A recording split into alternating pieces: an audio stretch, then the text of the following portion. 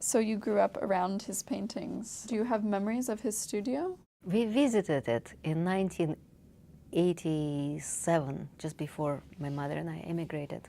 And so I have an image of his studio. I've never, I don't have the memory of how it was when he was there, even though I knew it.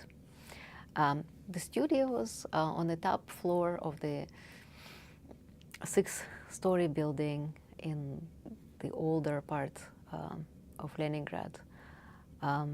It was very, very simple, very, very ascetic.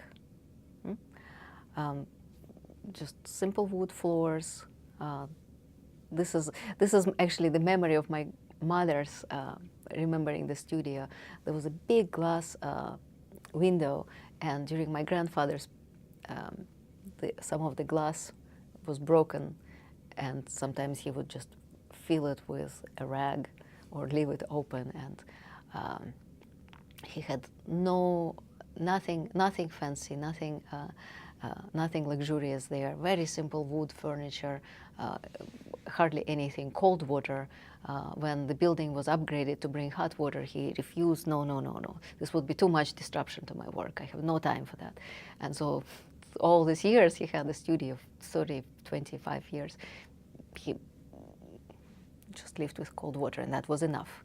They had an old couch with broken springs, and it was squeaky couch where he sometimes just stay overnight with my grandmother, and they had. That was it. I think that was a very simple kitchen with some old, rusted sink, and that was just enough.